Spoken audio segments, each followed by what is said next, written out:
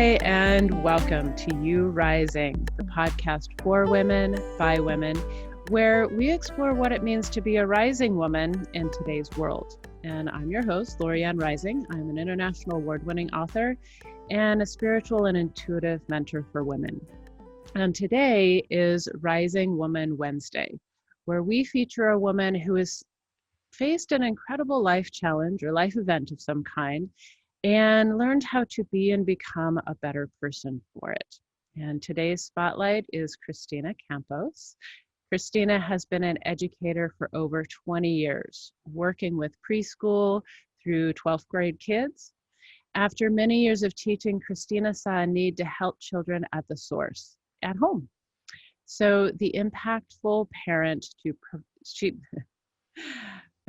she created the impactful parent to provide tips, resources, and community for parents of school-age kids. She earned her master's degree from the University of Denver in 2019 and volunteers as a board of trustee for 2 different local Colorado schools. She continues to stay active in the schools by substitute teaching whenever her schedule allows, while being mom to her own 4 school-age children. She is a busy, busy woman. Welcome, Kristina. Thank you. Thank you for having me. Wow, I'm impressed you're making the time for so many different things in your world. And I know a lot of women and moms can definitely relate. So thank you for making the time to be here with us too. I appreciate it. Thank you for inviting me. I'm excited to be here. Wonderful. Well, I know from the outside looking in, it definitely looks like you have it all together. Things are working incredibly well. But I also know, having been a mom, that sometimes that's not always accurate. And there are things we've gone through that people aren't aware of. And so I'm wondering if you would share just a little bit more of your story and what that looks like through your eyes. Oh, yes, it has not always been easy, but it started off actually pretty great. I'm not going to lie. Like, I had a fairy tale marriage where I met him when I was young, and we went to school together, and I was married for 13 years, and we had 4 beautiful children. And then, of course, things kind of fall apart eventually. Like, not to say that marriage is easy and that whole time was easy, but, I thought it was really great. But my story really begins with me crying in my closet. And if you're a parent, you can probably relate to that, because every parent has a place in their house where they get away from their kids and they hide. And for me, that's my closet. And so I went in there and was crying in my closet for months because I found out that my husband wanted a divorce. And that really hit me hard. I didn't know what I was going to do. And my whole world was shaken. I wanted to be a stay-at-home mom and take care of my kids for my whole life. I'm from a long string of stay-at-home parents, and that's what I wanted for me. And I knew that I wanted to have a great marriage. I wanted our families to stay together. For those of you out there, like, I'm even Catholic, so it's like, you don't really divorce, you go Catholic. So it was hard. It was a really difficult time, but at the same time, I needed to respect that he needed to move on and to be happier somewhere different, apparently. So I spend a lot of time crying in my closet, because that's my space where I kind of hide away. But there's always comes a point of pivot when something happens to you that is horrible and that you find devastating. And that point of pivot for me was, okay, do I continue to cry in my closet and feel sorry for myself? And you do have to go through those emotions, because you have to mourn the life that you anticipated, and the loss of my husband was huge for me. I mean, I was really, really broken up by that, because I love him, obviously. He's my husband. But when you're a parent, I feel like making that pivot and making those decisions is a little bit easier, because You got people who rely on you. You got people who are watching. And for me, I had 8 eyes, 4 little people looking at me for guidance to see how I was going to react to all this. And it wasn't their choice either, what's happening to them. And I could see their needs rise through this. If you've ever been through a divorce and you have kids, you're not going through it just by yourself. They're going through it too, and you know it. And it's a very feeling of helplessness because you don't know how to help them best, and is probably the best way to say it. You feel helpless. You want to help, you want to overcompensate sometimes for that, but in the end you feel helpless because you really don't know what they need. And for me, I had to make the pivot. I wanted to show my kids that although I was obviously very sad, that it wasn't going to define who I was. And I could pick myself up and we were going to be okay. And I was going to figure out a way to have a relationship with their dad that wasn't a marriage, but to still have him. I didn't want to be an angry ex-wife, and I did not want animosity there. I didn't want to hate him. I really wanted to have a partnership with him because really that's what it is forever. I have 4 kids and with the same man, and it's a partnership forever, whether we like it or not, because I solely plan on seeing him at weddings in the future and new babies and things like that. And you just want that relationship to be okay. Yeah. So it takes time and it takes practice. So the decision to pivot was actually pretty easy. The hard part is what's coming up. So especially when there's still all the emotions. I mean, there's all those moments, the disappointments, everything's changing, everything's different. Your go-to person isn't your go-to person anymore. And I remember when I divorced, watching my kids, like I knew for me it was the right and best decision. But my kids were young enough, they couldn't comprehend, they couldn't understand, and it was still their dad. And to balance all of that can be excruciating some days. And I so feel for Absolutely. you. I feel all of it. Absolutely. Yeah. It's hard. It's hard. So there's so many layers, right, to every story, and that's what it is. It's layers of emotion, of background, of loss, of mourning, of what's happening, of anger, and all the things. And but what really I found the hardest part was once the decision was made to pivot, and stop. Oh my God, I can do this. I can move on, and I can be this independent woman I want to show my kids. I had to look at myself in the mirror, and it was a very scary moment because I thought, how am I going to do this? Okay, I know that's the choice. So now how is this going to happen? And even more scary, I was like, wait a second, who is this person in this reflection? I began to realize that I didn't really know who I was anymore. I'm pretty much a giver by nature. And a lot of parents are. I'm a little bit more on the extreme end of that. As a teacher for over 20 years, it's a giving profession. And you guys know it's not 9 to 5. You take it home with you. You spend a lot of time with your students. And I gave so much to my family and to him that I didn't really recognize who I was anymore. I started questioning everything. Do I want to watch that TV show because I like it, or because it's habit because we used to do it every day? Do I want to cook that meal because I want to eat that food, or because everybody in the house is just used to me cooking that meal like every Thursday? And I started questioning all my whole life, going, who am I? What is this? How can I be? And at the time I was in my late 30s. How can I be 38, 39, approaching 40 at the time and not know who I am? It really was shocking and then made the whole experience that much more scary because I was like, wait a second, how am I supposed to move forward if I don't even know what I want?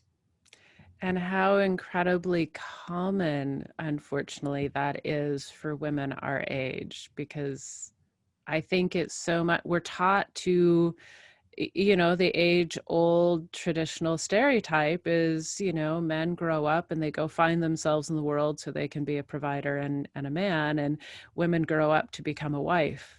Our identities become the role. And that's unconsciously, I think, is still very much part of our culture, whether we want it to be or not in many ways. And many of us are waking up in the middle of that now, where, maybe our parents and grandparents didn't, it worked for them. It was okay. For us, it's not. We're waking up in the middle of it. And it is, I'm hearing that because I remember that place myself as well, and how destabilizing it felt. I mean, I don't know how else to describe it. It's just completely destabilizing. Like, what do you stand on now? Where's that one thing I can count on now? And I don't know if you would describe it that way, but that's how I kind of describe that experience going through Yeah, some of no, it. it's truly, you got it right. I mean, that's it. And it's so super common. Stay-at-home parents, oh, I mean, this happens to them so much because you don't have that outside workforce to help kind of maintain your sense of self outside of parenthood. So the children become your whole world. And it's really a very scary place for these stay-at-home parents because you can get wrapped up in that and then lose who you are.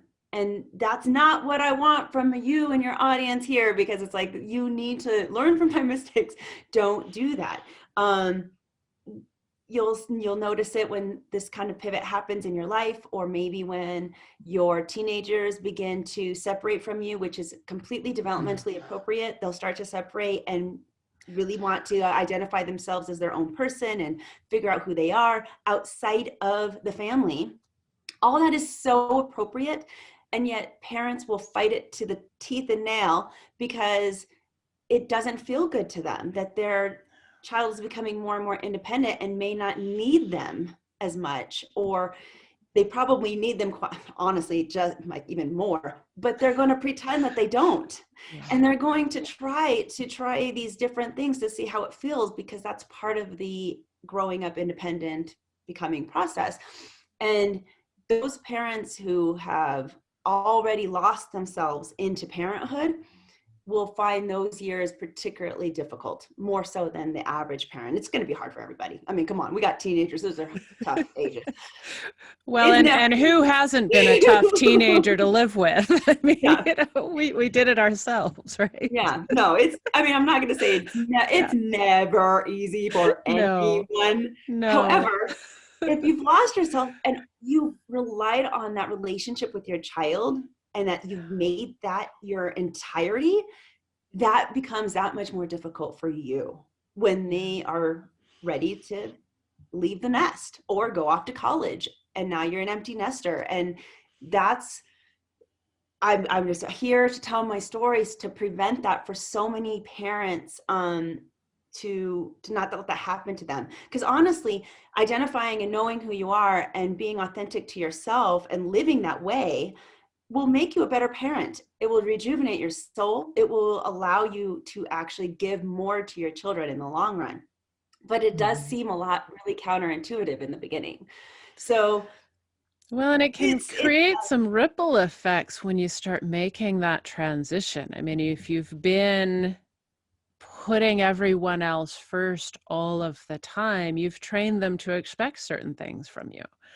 And so absolutely. Shifting that energy changes, all of those expectations, and now the relationships need to shift and change with them. And so I imagine there's a few ripple effects to work through along the way. And I'm curious, how did you find your identity? How did you work through some of those ripple effects in your own life?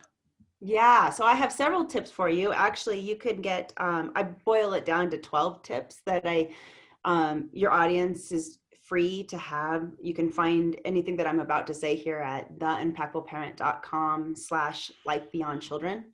But it starts with waking up in the morning. I do this every single day. Wake up in the morning and figure out 1 hour. I'm a single mom of 4 kids. That's all I got.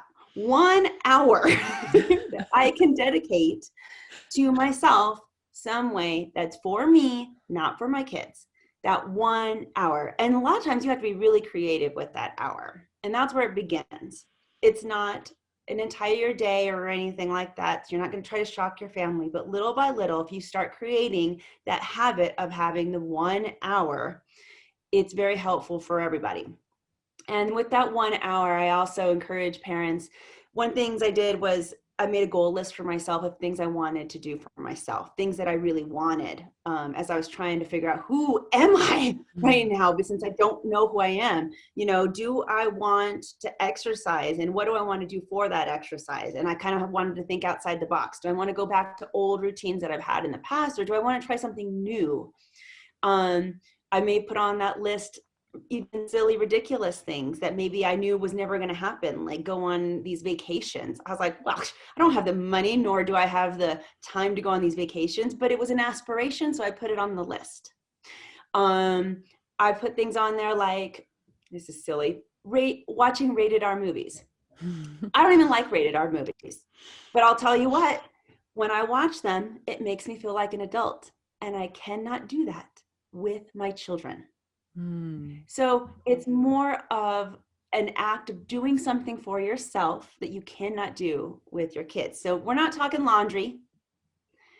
Sleep could be on the list, but only if you need it, like on the list, because something could be for yourself. But during that 1 hour that I designate for myself in the morning, I figure out, what am I going to do on the list? And if it's exercise, man, sometimes I have to do it while I'm watching a football game and running around the football field, because I got to take some kid who's playing or has a practice. And so I got to be creative with that hour. So I got to be there at the football field anyway. I guess I'll run around it and try to exercise for my hour. Or maybe I'll sit in the car and look at Airbnbs and cool destinations that I really want to go and see someday. And I research those cool places in the world that I want to visit so that I can aspire to go there.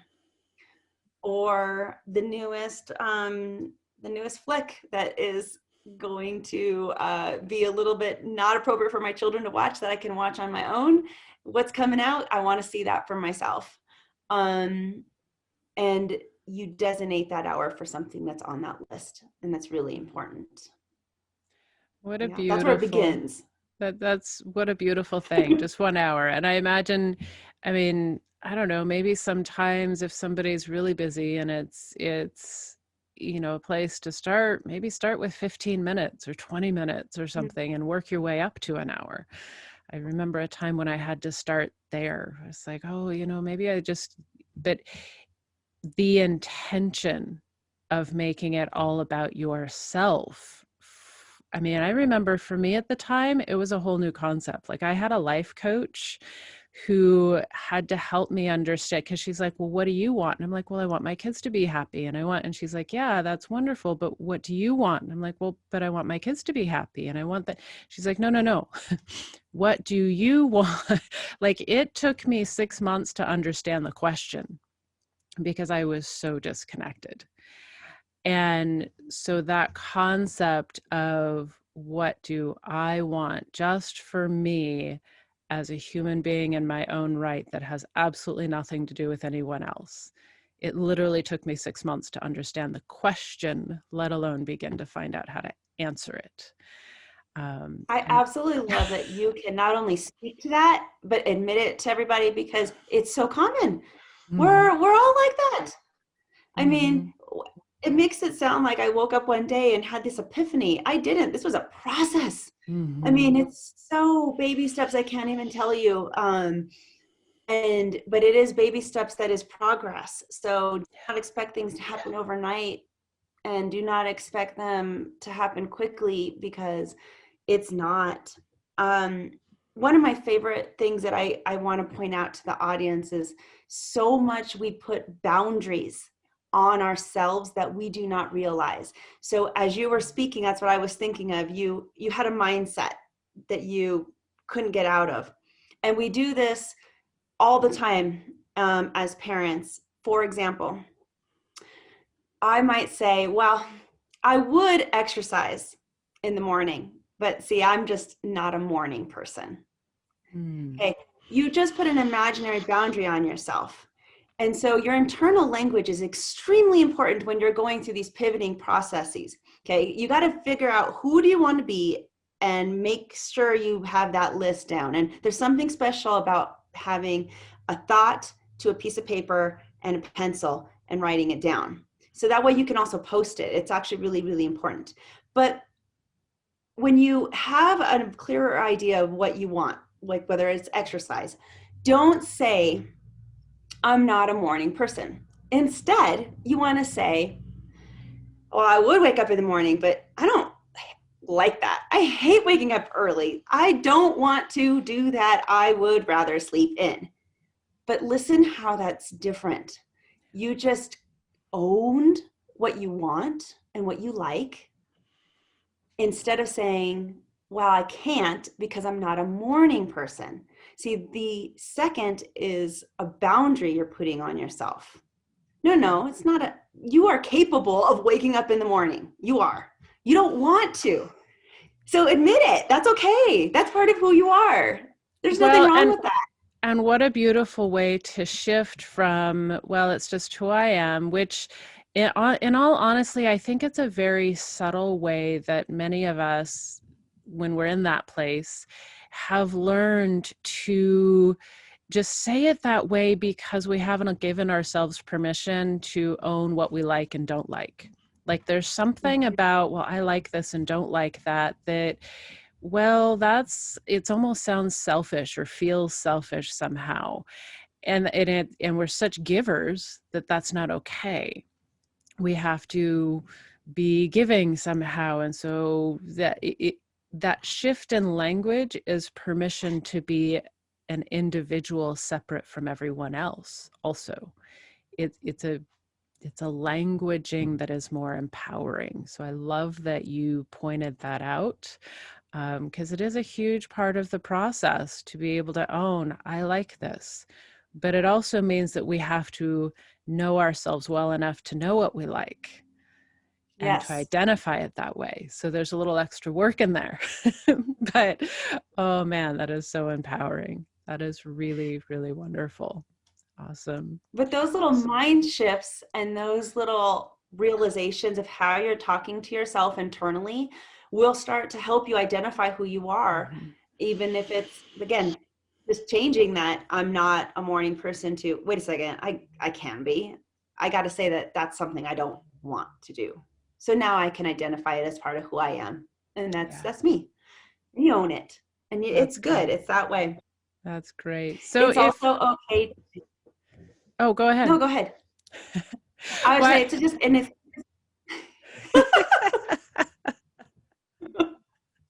Awesome. I would love for you to finish your thought.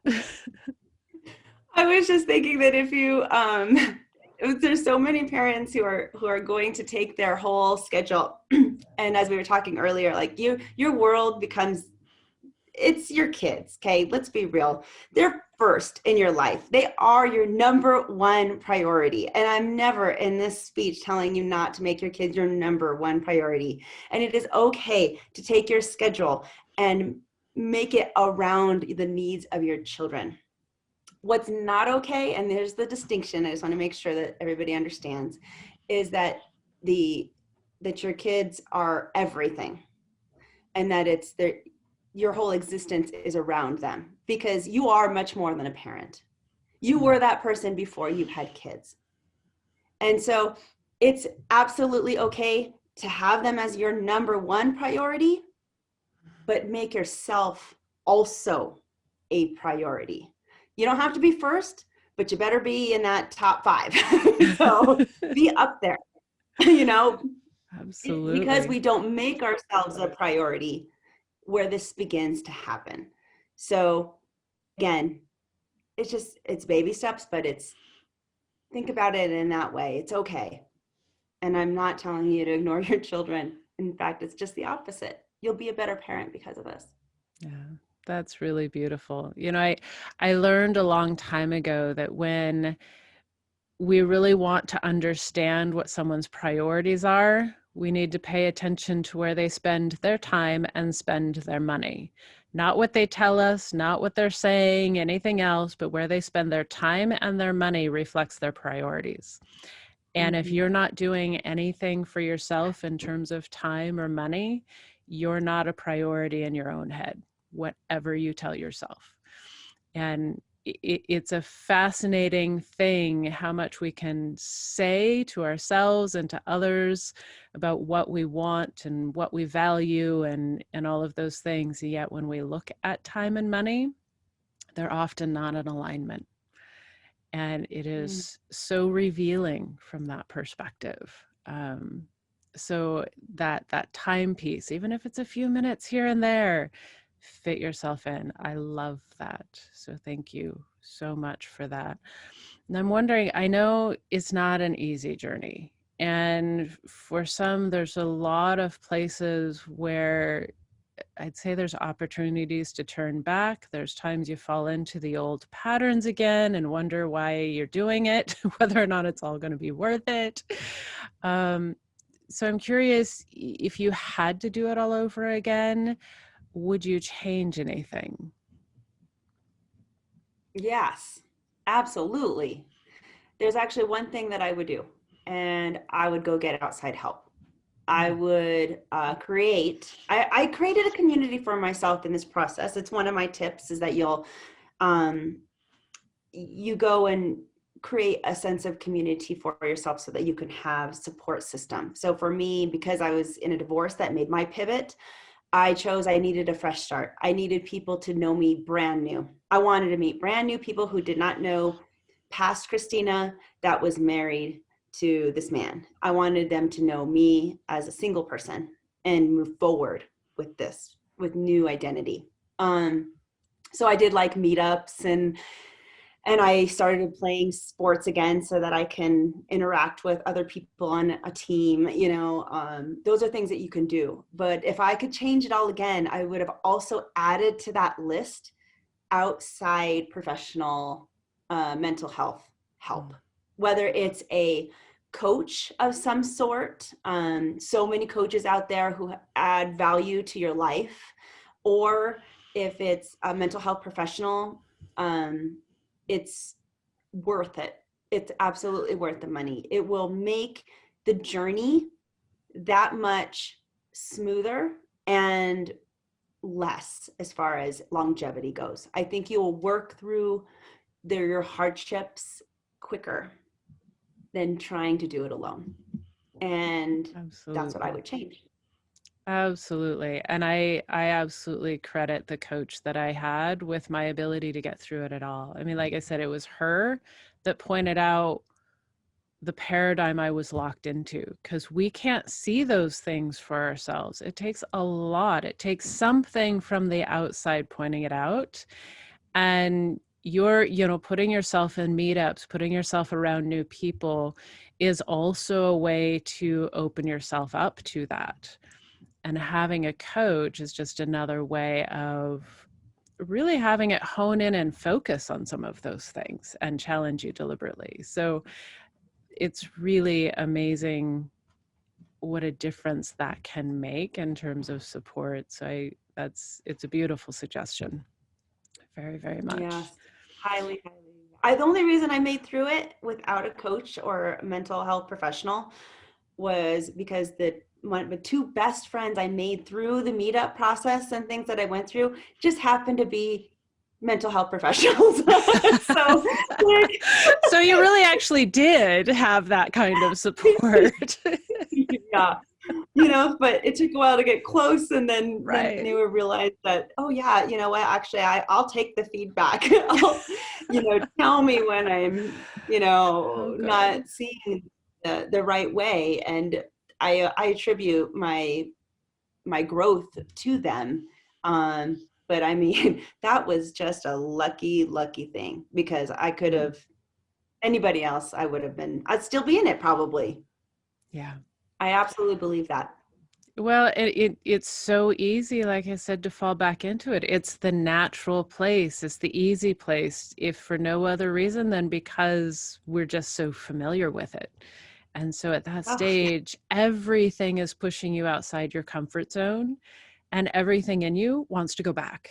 And so it's an ongoing 2 steps forward, 1 step back type of process. At least that's what I remember from it anyway.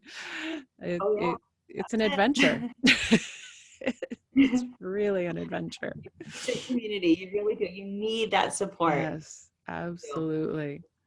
And out of all of this, it sounds like gave birth to not just you as a human being and rediscovering yourself and your identity, but also the services you're now offering to the world itself. And so how did that come about?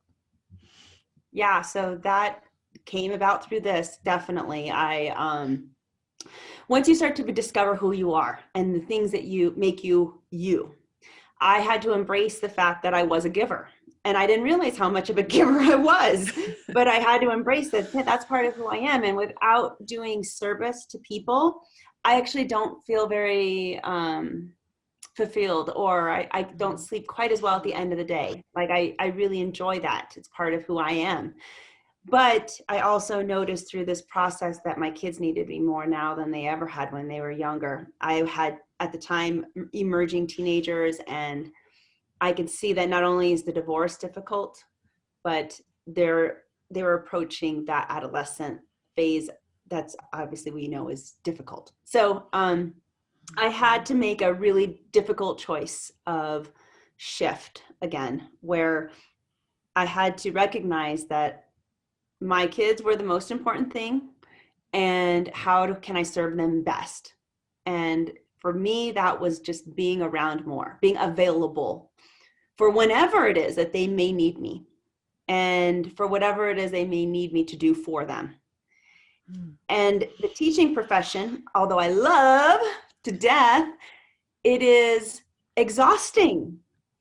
And at the end of the day, I noticed I was trying to take care of everybody else's kids, and I didn't have as much at the end of the day to give to my own that I needed to do, coming into a more difficult period. So I stopped taking care of everybody else's kids, and I wanted to focus on my own. I quit my teaching job, and then I was lost again for another like 3, 4, 5 months, where I was like, I know that's the right choice, but now what? What am I, how? Again, you go back to the how. How is this going to work? How is this going to happen? And you're asking the universe to like help you out, throw you some signs, do something. But for me, I broke it down. I met some people that were inspiring, and I said, yep, this is where I want to go. I want to start helping parents understand their kids, because one of my gifts is children. I love children. I've worked with them for years. I love teenagers and I get them. So I'm like, I need to help parents get their kids and understand where they're coming from, so that they can develop those relationships, so I can still help my teenagers and my children and the students that I used to serve, but now I do it through the parents, by helping parents instead. And honestly, it's been awesome. It's been really amazing to do that. Wow.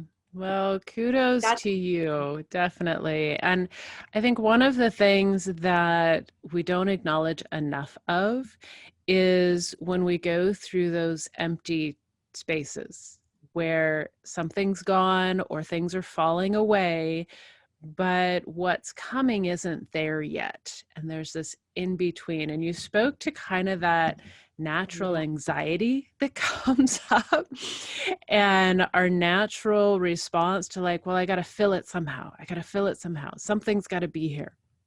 And yet there's that place in which we need to find a way to let that space be and be conscious of what we do fill it with, because it's a magical opportunity. And if we just fill it with all the wrong stuff all over again, then we have to just go back and empty it again to start over. So it speaks volumes to who you are and the process you were going through, that you were able to, I mean, yes, the anxiety sounds like it came up, but you still allowed the space to be there so that the right things could fill it. And it makes a huge difference when you can hold that space. So how beautiful, and kudos to you for being able to do that. It takes a lot of courage, I think, to be there. Thank you. And it does, because it's scary. Oh, yeah. Terrifying. If you're welcome to having no answers and no control. That's yes, it is terrifying. And it is a conscious and intentional effort to not fall back into destructive patterns that now you've recognized, but you know you want to go to it because those are the easy path. What you know is the easy path. The unknown is the more difficult path, and it is the more frightening path. It is, I mean, everything about it is just, whew, I mean, it's an uphill battle, but you got to travel it to get to the top. You really do. And part of that process is owning the fear, owning how you're feeling, and just saying, okay, this is really scary, and being very intentional about everything that you're doing that day. And I did a lot of journaling. I traveled by myself to try to get away and like clear my head, and I not parent for a few days so that I can focus on myself. Those are all things I had to do within that space process to figure it out. And if you're religious, you pray a lot during that process. If you're mindful, you're just, you're meditating, whatever it is that you need to do, do it in that space. But do not give up hope. Do not give up that expectation that it will come around, just because you're scared, because fear can do horrible things to us. And so it does, yes. Acknowledge the fear and know that that's the sentiment that's coming across probably the strongest, and then fight the fear with all the other things that you need to do, whether it's pray or meditate or travel or spend more time with loved ones. Read. You can read, educate yourself. I went back to school at age 38. So congratulations. Yes. And I had no idea what I was going to major in. But perfect. I'm stagnant where I am. I need to figure out how to move forward, and I'll just figure it out. Like back when I was 18 going into my bachelor's, you just think, okay, my major is probably going to change during this process. I got to just accept that and it'll work itself out. And sure enough, it did. I mean, but it's making those conscious efforts to say, how can I shift in a way that's going to benefit me, and really kind of own it. And yeah, I mean, I did all kinds of things, including back to school. I think that was part of my process too, was going back to school. Actually, it was just, and I've noticed just, do something to get the energy moving. Maybe it's like paint a room in the house or rearrange the furniture, or just like shift something to get the energy moving. And for me, it was going back to school like you did, which was lovely and wonderful and fun and a heck of a lot of work while I was working full time and being single mother. And I don't regret it for an instant, but it's like, I remember a whole lot of not sleeping so I could study is what I remember.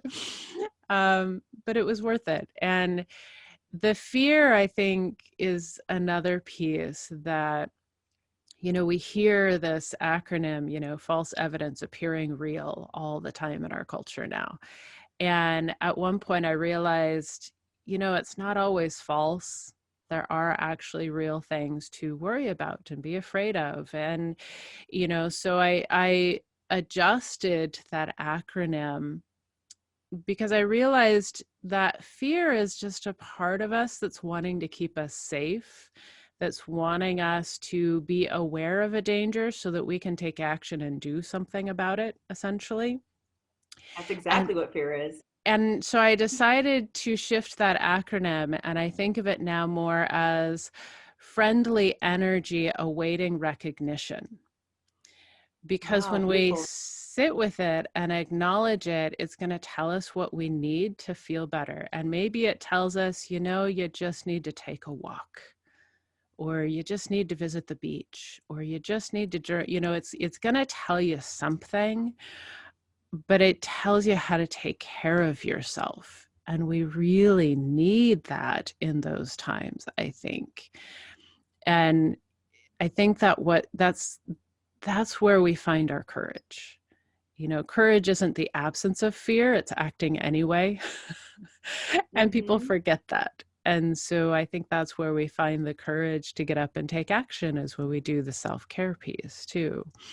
So those things that you did for yourself are, I mean, that's all the right stuff. I mean, that's what works, and it got you through, and it's beautiful and amazing advice for anyone who's in that space. Just take care of yourself and get the energy moving in a new direction, because just because the car's turned on, you can't steer it until it's in motion. you That's know right. just sit and rev the engine gets you nowhere. So get in motion and then you can steer.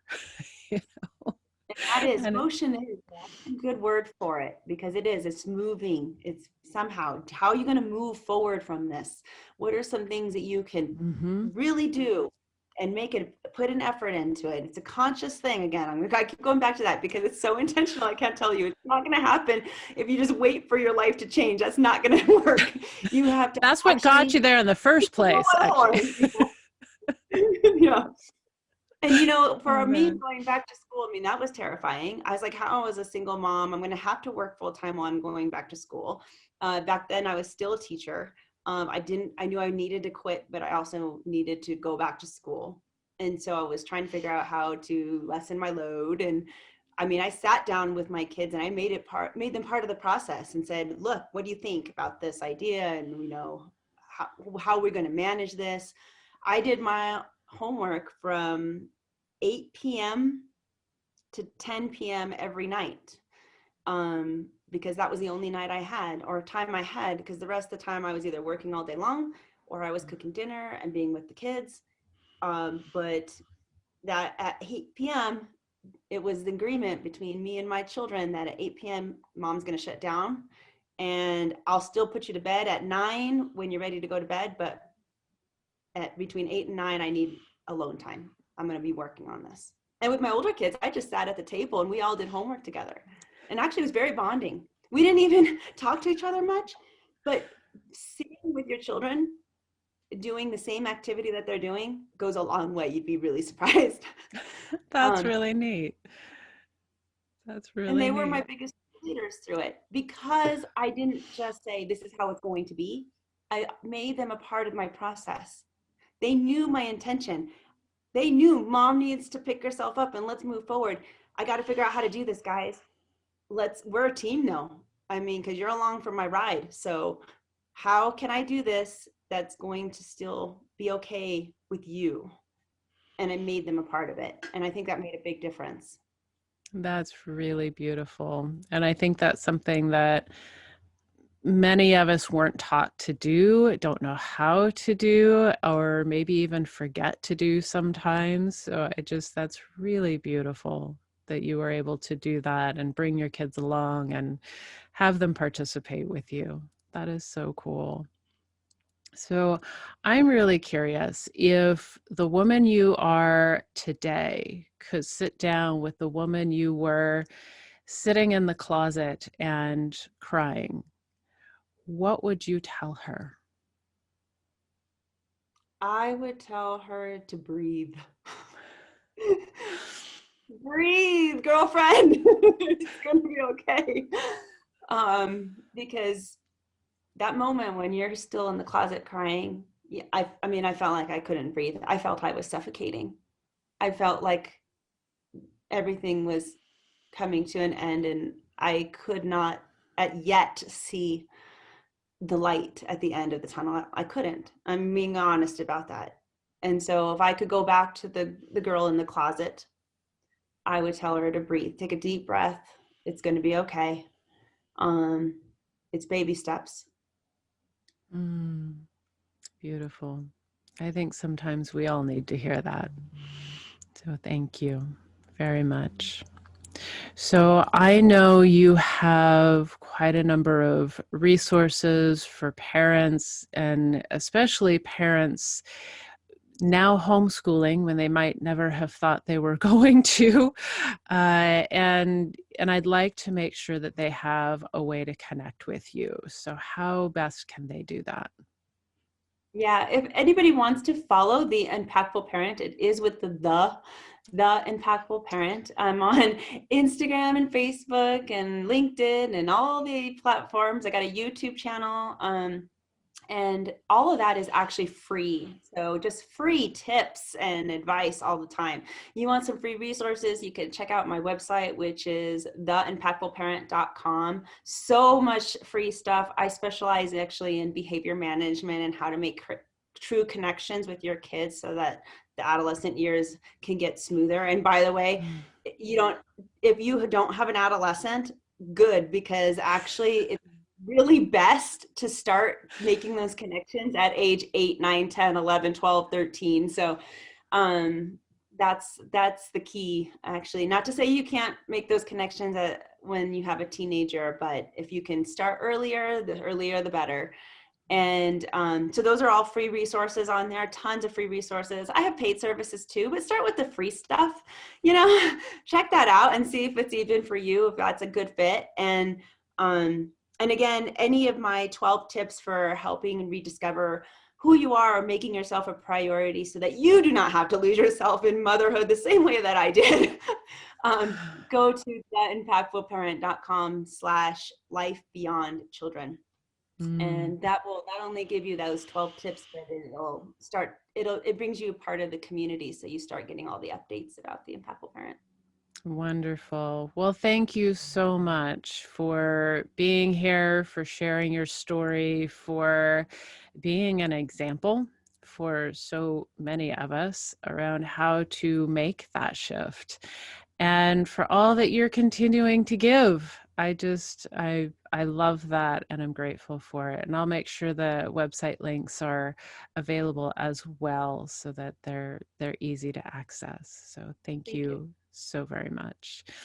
And for listeners out there, if you've been inspired and uplifted by today's show, please share it with at least 3 other women you know, in this case, particularly parents, who may also be uplifted and appreciate the tips and wisdom that are shared. And if you have a story of overcoming that you feel would make a difference and uplift others, please visit my website at loriannrising.com and find out how you can be a guest. And until next time, my friends, keep rising.